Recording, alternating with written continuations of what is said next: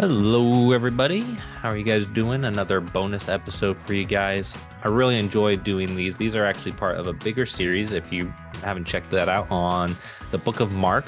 And during that series, sometimes my co-host will ask a good question I don't have a full answer for. So I'll use a bit of time to investigate and then create this bonus episode. This time around, it's actually not a question she had, but just a feeling I had. We were in Mark chapters 9 and 10. And I felt like right there in the middle, there was just a bunch of stuff going on. I didn't feel comfortable, like I understood why the topics kept changing. Something seemed off. And Mark has been so organized, so methodical so far. I felt like there was something going on that was more structured that I was missing, and not that Mark was just shoving everything in, is what it felt like. I don't think that's what Mark was doing. So I said, I'm going to investigate this and make a bonus video. And that's what this is. And I love doing these bonus videos. They're shorter. It's easier to reach for people because the other videos are longer, meant to have people doing a whole study. And I know not everybody right now can do it. But these are really good because they get me on cool topics. Like on one of them, I learned about the doctrine of perspicuity. And I never thought about that, never researched it. But because of our study through Mark and a question raised by Kaylee, I went and investigated it and learned a lot. So that's why I love doing these. And I hope you guys like them too. Um, I am looking for people to support my ministry. And I think if you wanted to sponsor one of these bonus videos, that'd be awesome. I'll have a link down in the description on how to connect with that. But what we're going to tackle this time around, I kind of talked about it. We were in Mark chapter 9, and it kind of keeps going into 10. But there's just so many different stories going on that it felt to me like it was just Mark having a whole bunch of material and he's just kind of going like, let me just throw this all in right here. That's what it felt like. But as we've been going through Mark, we've talked about all these different structural things he does with how he writes, that doesn't seem typical for him to just throw things in. So I felt like there was something going on there. So it starts with his second prediction of his death, and then you get people asking about who the greatest. Talks about the children, and then they see some guy teaching the name of Jesus, and he said, "Oh, let him be." And then you get warnings from Jesus because two of the disciples asked to sit on his right and left, and you got all these different stories, and they seem haphazard, and they're just all happening. So that felt off to me. So I did some research and some digging, and I found out why that felt off to me. And as you probably saw from the thumbnail or the title of this video, it's because of chiastic structures or chiasms, which I have heard before because these are pretty prevalent in the Bible. You'll find this all throughout the Old Testament. We'll talk about that. But even within the New Testament, the writers use these because, of course, they were familiar with the Old Testament. It's not a structure that we're very familiar with today. And so that's why it kind of goes unnoticed. So, what is a chiastic structure? What are some examples? And then how does that all tie into Mark? So, what are chiasms? First of all, that's coming from the Greek letter chi, and which is the X. And so you're going to get this shape going on when we talk about chiasms. I think it's best if we look at an example and you will hopefully understand it. So we're going to look at Isaiah 49 verses 24 and 25. I'll read it and put it on the screen, and then I'll show you how it's a chiasm. Can the prey be taken away? Can the prey be taken from a mighty man, or the captive of a tyrant be delivered? For this is what the Lord says. Even the captives of a mighty man will be taken, and the prey of a tyrant will be delivered. 25 continues a little bit, but that's the end of the chiasm. So right now, if I've edited my video, I've got the verse listed here, and this is how you turn it into a chiasm. And now you can see, hopefully that's the right way, that there's a structure here where in the middle, it says, for this is what the Lord says. Then as you go to either side of that, you can see there's common language about the captives of a tyrant. And then from the mighty man, and then the tyrants on the outside. So there's like a structure that's symmetrical around this center point. So that is an example of a chiasm. So it's within the poetry of the Old Testament, all over the poetry. And here's a small chiasm, but they don't have to be small.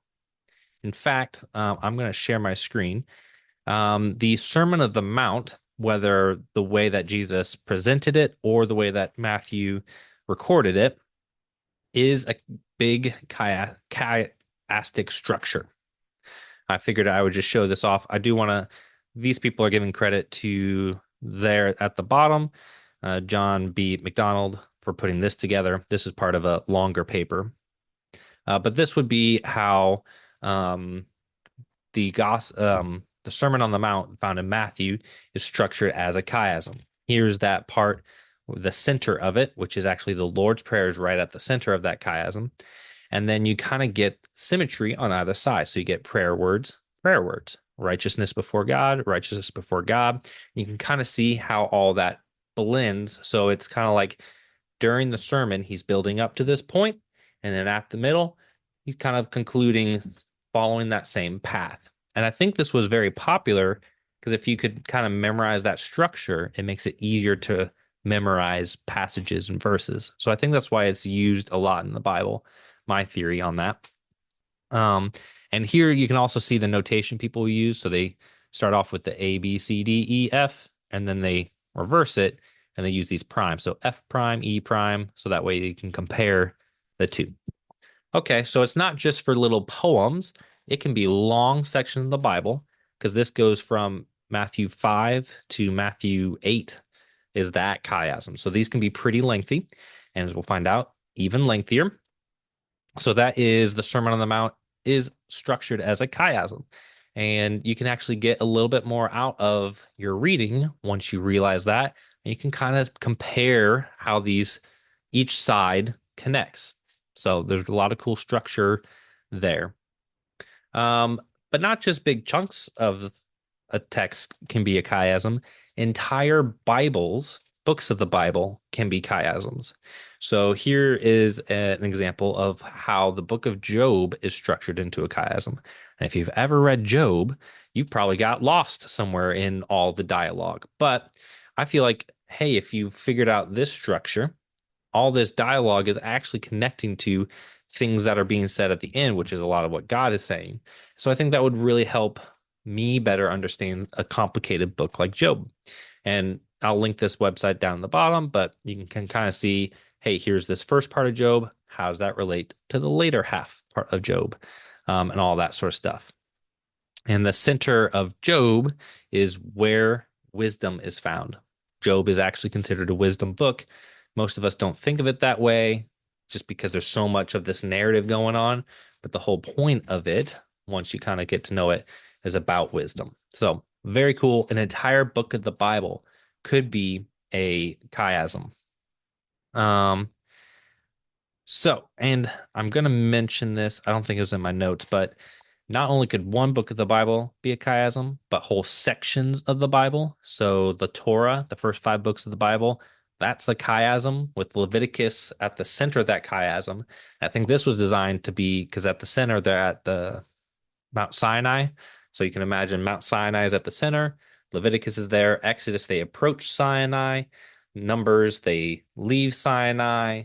And you got this symmetry across those five books of the Bible. Really cool stuff. If you're interested in that, Bible Project has a lot. If you do their Torah through the year series, they talk about that a lot. Okay, so I believe I found out Mark uses chiasms a lot. And I believe that is why in Mark 9, something was going on with how he was structuring things literary that was making me feel things were confused or all smashed together. So that was my hunch. And after researching, I believe that is right. So here is my evidence for that. First off, the entire book of Mark is structured as a chiasm. And so this is a same website. They do a lot about chiasms, which has been very helpful. I'm not saying that I fully understand this yet. This has actually opened the door for, hey, when I come back to the book of Mark again, I will be better understanding it because I'm going to start looking for this stuff as I read through it. But there's a lot of good stuff here, and the center of the main chiasm in the book of Mark is that Jesus foretells his death and resurrection. kind of a key part of the Bible. And you'll see here's where my hunch is coming together. Here's those passages where I felt like the stories were really getting crammed together. Notice it's that center point of this big chiasm. So things are going to have to start reflecting. So that's what I was feeling. I was feeling like this, it shifted gears and it felt like, why wasn't this story up here with this one? They felt more connected because it was trying to match this symmetry. So this perfectly answered why I felt things were a bit off because this was happening. And not only, so this website goes into much more detail.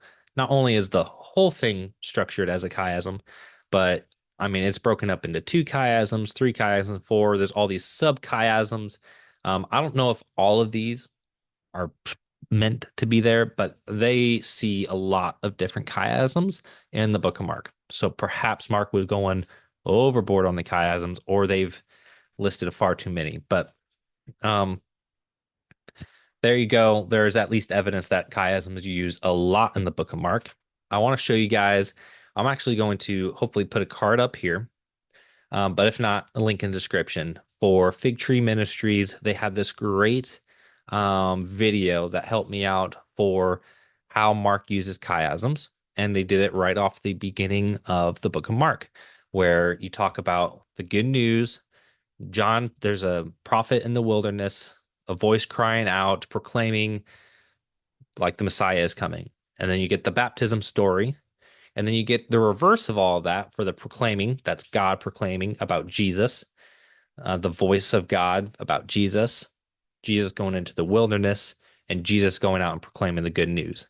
And actually, perfectly, I found this where he structures